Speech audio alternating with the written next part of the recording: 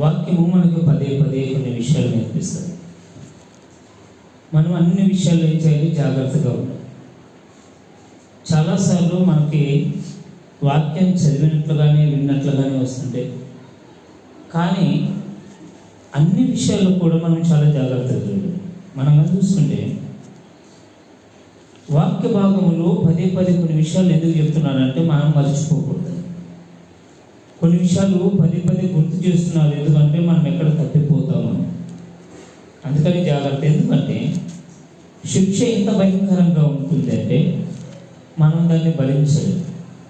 పదే పదే చెప్పడానికి కారణం ఏమిటి? దేవుడు పదే పదే రాయించడానికి కారణం ఏమిటంటే దేవుడు అంత్య దినమందు జరుగుతున్నటువంటి శిక్షకు మనం బలేవు అనుకో, ఆ శిక్షలో మనం ఉన్నామనుకోండి, భరించడము మన వల్ల కాదు అని ఆయనకు తెలుసు.